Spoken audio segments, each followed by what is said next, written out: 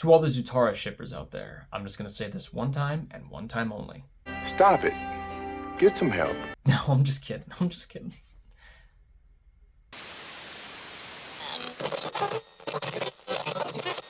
Hello, Matt here, and today we are talking about Avatar: The Last Airbender.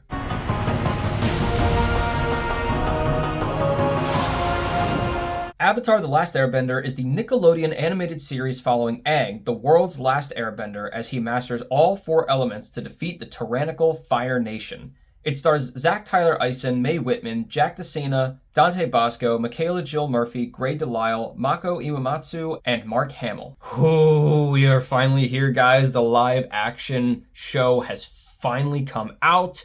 I am nervous, but very excited. And so I finally get to talk about one of my absolute favorite shows of all time. I have been waiting to do this video for literal years, and we finally get to do it. The funny thing is I actually never saw the show until I think sophomore year of college, which was like 2017. So I've only been watching this show for, a handful of years, but I think I've seen it like 4 or 5 times now, all the way through. Pretty much once a year, I do my annual viewing of Avatar: The Last Airbender. I actually did watch one of the episodes before I actually watched the whole series. It was the finale.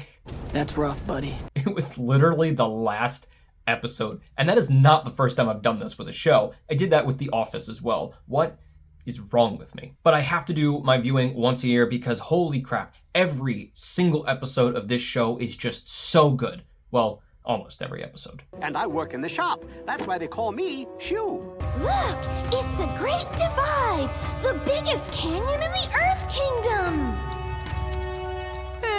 Let's keep flying. Firebenders, Fire Lord, blah, blah, blah, blah. How dumb are you? I mean, season 1, solid. Season 2, everything from the Blind Bandit on rocks my socks off. Season 3, first half's fine, and then the second half is just straight gas all the way through. And honestly, what I respect about this show so much is that they did their 3 seasons, they did the story they set up to do, finished it, and got out of there. Of course, we've had Legend of Korra, and we're having a new animated series, and obviously this live-action series, and the other thing we don't talk about. But for the original, they didn't extend it past what they needed to, they just did it. So let's talk a little bit about why the show is so good. And to start, I want to talk about the tone, the overall tone of the show, because that is the first thing I think of when I think of wanting to watch this show. Obviously, because it's Nickelodeon and it's a kid's show, there is so much humor in this show. Now, because it's a kid's show, of course you're going to have the occasional really dumb joke. Hey, jerks. Mind if I watch you two jerks do your jerk bending? But aside from those, the humor in the show is actually just genuinely so good, whether it's physical comedy or animated comedy or puns, sarcasm, general hilarious conversations. It's genuinely one of the funniest shows I've ever seen, although I am very mad that they did away with the slide whistle. Call me Gran. I can't even begin to count how many moments in this show just crack me up so hard. But here's just a few of the ones that I think are really underrated, and then of course, some that are just straight memes.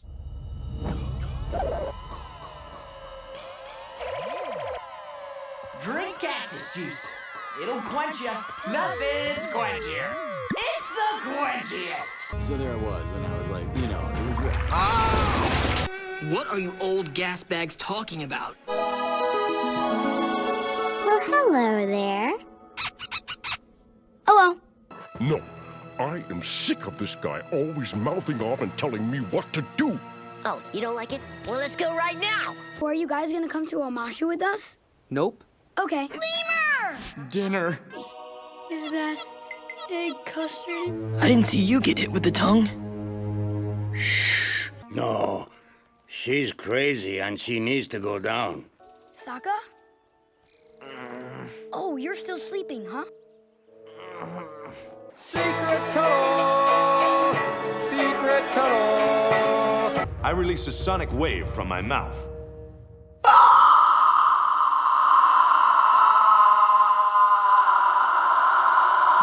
There.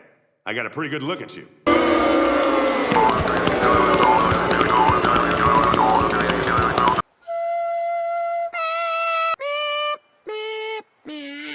Here's a hint.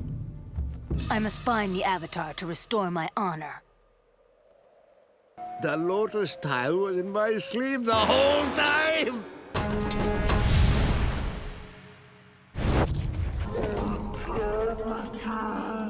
And of course, because it's animation, they can do a lot of humor visually that you wouldn't be able to do in live action or really in any other way, specifically with how people's faces are, or how they move, or different sound effects that they have. Which brings me to another point.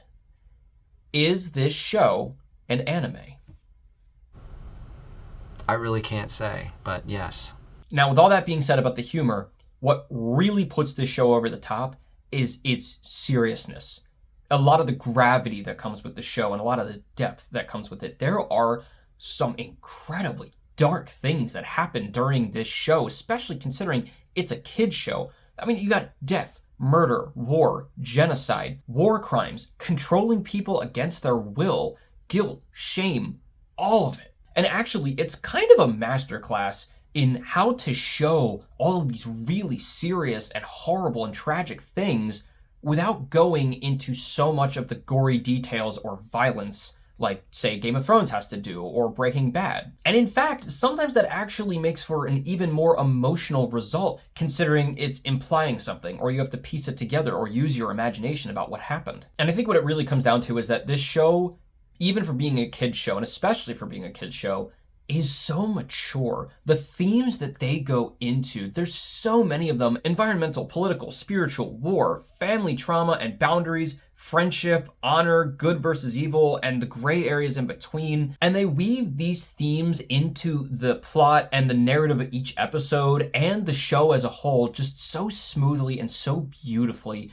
that you can watch an episode just for that specific message, but it also contributes to the entire show and world itself. And they're handled so maturely because a lot of the episodes don't necessarily end on a happy note or even with a resolution. Take the Southern Raiders, for example, when the whole episode is just this philosophical conversation about forgiveness and, should you forgive, or is it something that you're not required to do if you've been offended or hurt by somebody? The way that it ends and Katara's emotional resolution, it's not a black and white answer. It's kind of like a starting to heal, but it's not like, okay, the episode's over, the theme is over, the message is done, we have our answer. It shows that there are gray areas and a lot of conversation that goes into these things, and I think that that is so good for kids to learn early on and to see it in a very tastefully done way. And sure, a lot of these things are spelled out a little bit, like in the dialogue or how things are shown, but there is just a ton that isn't. There's always things that I can go back and watch the show and just realize that I never picked up on it, or just realize some of the depth that's in it that they didn't spell out for you and they just let you discover it for yourself. So let's go into some more details about why the world is so good in this show. First off, the details of the world building are crazy. Every village and city, every person, modes of transportation, the fashion, everything just feels so unique and well thought out. Every place has their own thing. Every place has their own system of how they work and how people interact with each other. And of course, it helps that a lot of these locations are pretty much based off of real life locations and different geographical areas, different biomes. So they were able to incorporate all of those really, really well into the world building. This also makes the war feel like it's not just going on wherever they are in the episode, but that it's going on all at the same time, infecting other people all over the country, no matter where they are at any given point. It's really, really important to show that for something this big, that it's happening everywhere. It's not just following where we are on screen, but it's affecting everybody in different ways everywhere. And I think the ways that it's affecting people are also very, very unique in just different settings, different scenarios. I think it just makes it feel that much more real. Plus, there's just all these little Easter eggs to look out for in the little details of the town, in the background if you look for it. One of my absolute favorite ones is this. This guy in the background of the Kyoshi Warriors episode, he is just going through some stuff. Now, of course, one of the absolute biggest highs and contributors to how good this show is the characters. And I could sit here and do a whole video on all of them and then some. But just briefly for some of the big ones, obviously Aang is like one of the best main characters I've ever seen. Because he's the main character, you know, I was like, all right, so he's got the main character stuff and he's great and everything. And of course he's going to be written, you know, interestingly, and we're going to like him because we're following him. But oh my God, every time I watch this show, I just get more and more enthralled as how good of a character Aang is, because he does feel so well blended between a 12-year-old and a 112-year-old. Like, there are points where he just feels like this kid who just wants to go from place to place. And then there are points where he's this wise old sage who has all of this knowledge and knows how to make these decisions. But it doesn't feel jarring like they're going back and forth. This feels like one blended person. And man, they did a good job with his character. Obviously, Katara is one of the most badass female characters to ever put to screen.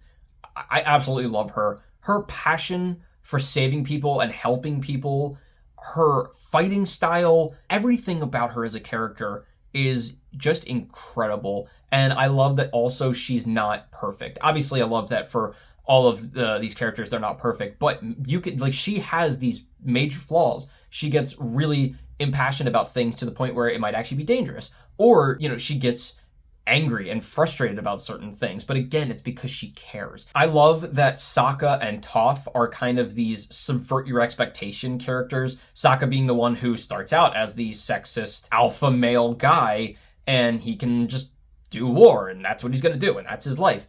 And then he is so unbelievably humbled and just develops so much into such a better look at masculinity and leadership. And then Toph, being obviously the opposite of everything we would have expected out of an earthbending teacher. She is a girl. She is small. She is blind. She is young.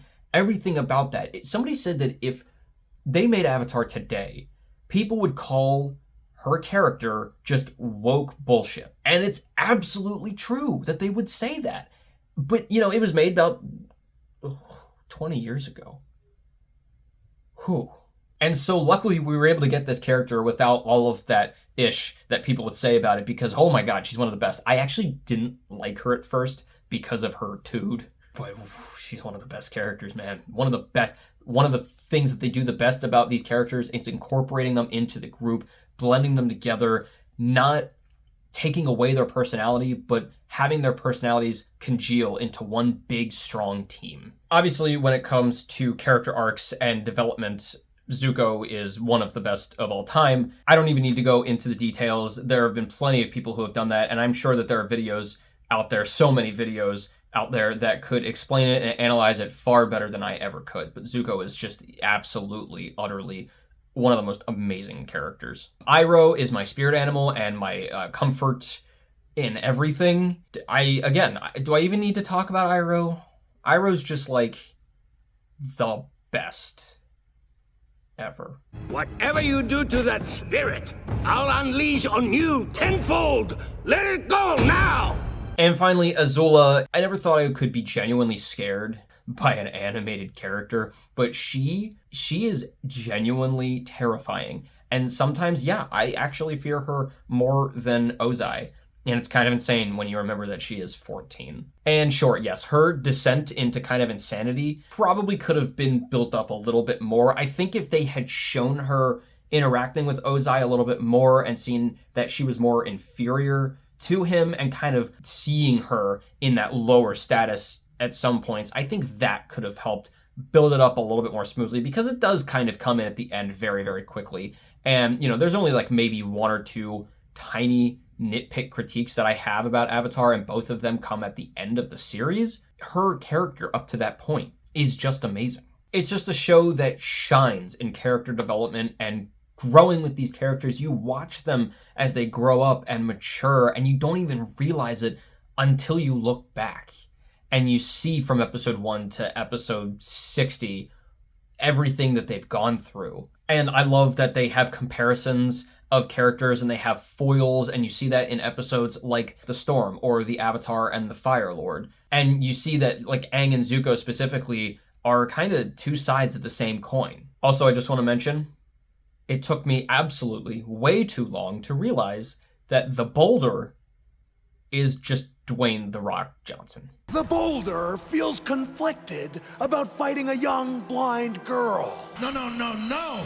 The Rock and the millions! I think one other big thing that this show does so well is the action. But obviously the choreography is the main part of this. The actual how they fight is just insane, and the levels of how they fight, especially as it goes throughout the show, gets even more complex and gets even cooler to watch. Earlier on it was a little bit more basic, but man, they got that choreography down.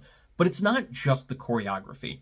It's the inventiveness and the uses of the different bendings and how they develop those different uses that they come up with that were like, oh, I guess that is a thing that we didn't even think about, and kind of building those up, because it just makes for such dynamic fighting and really cool fight scenes, just learning more as we go and growing and learning with the characters. But I think one level deeper of this that they go into that they didn't have to was they go into the philosophy behind bending each element, and even the combined elements, especially as the avatar, and kind of like what one needs to do or the mindset they need to be in, whether that's physically or mentally, to be the strongest at that certain bending, whether that's, you know, a state of mind, focus, breathing, whatever it is, they go into that, and you see that it helps their bending. Come on, you've got to feel the flow. And of course, the action also gets better as the series goes on, not just because the choreography and the animation gets better, but because the action is following the characters and the story, not the other way around. So it means especially more when certain characters are pitted against each other, or why they're pitted against each other later in the series. And just one more quick thought about the animation.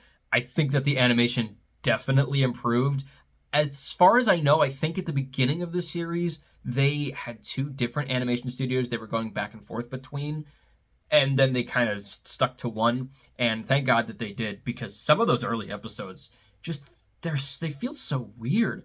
I think it's the third episode specifically when they go to the air temple and see what's happened there.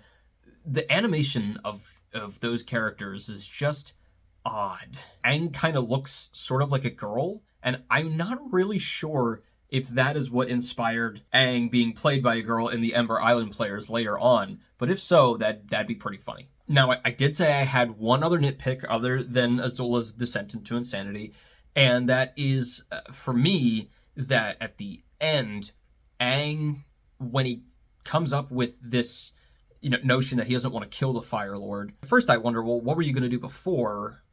But, I'm thinking, okay, maybe because it was the invasion and there was no bending, he was going to be able to trap him without his bending, and okay, fine. But when he comes up with this thought that he doesn't want to kill the Fire Lord, he's got to do it some other way, he just conveniently walks into the ocean and stumbles upon a sea turtle lion who gives him the answer. And I think that it's a really, really great concept, but it's so last minute, it feels very convenient. Now, that is one of the only things in the entire show that feels convenient, so I'm not even worried about it. But still, it feels very convenient. This show, I don't have enough time to talk about it as much as I would like to. And obviously when I review the series, the new live action series, I can talk about things a little bit more. I'm sure there's going to be a lot of comparisons to talk about, a lot of things to go into that I will probably have a lot of thoughts on. The overall thought about this series is it's incredible. It is comforting, it's deep, it's funny, it's emotional. It's one of those that every time I watch it, I think, God, this is how you tell a story. Every episode, they take time to dive into a different character, to look at different angles of those characters and those themes, to really just build up and flesh out and tighten the world, the people. It's a show that I rarely watch just one episode at a time. I usually have to watch the whole series or nothing. When I'm getting into that zone of watching Avatar, it's like you're in for a treat, because it's just comforting, it's fun, but it's so rewarding. I could watch this show a million times and get chills at the exact same moments, crack up at the exact same moments while always picking up on something new or something more that I've learned about the show or even myself from this kid's Nickelodeon show. That's just insane. I think Avatar is absolutely one of the best shows ever made and damn near perfect. Like, I don't know that there's ever a perfect show. That's just almost impossible. But if there was a perfect show, it would be Avatar The Last Airbender. I'm going to give Avatar The Last Airbender the easiest 4 out of 4 I've ever given, making it my next top shelf series. Well, guys, those are some of my thoughts on Avatar The Last Airbender. If you want more in-depth ones, there's this channel that I watch called Overanalyzing Avatar. And it is not only incredibly interesting to see all these tiny little details you'll never have focused on, but it's one of the funniest things I have ever watched on YouTube. This guy is so good. Please go check this out if you're looking for anything more about Avatar The Last Airbender. So let me know what all of your thoughts are. Let me know if you are excited for or nervous about the live action series. Let me know what you think about Legend of Korra. Let's start talking about Avatar because we got a lot of stuff coming up. And as always, keep your hopes high, your stress low, and TV shows right in the middle. I'll see you guys later.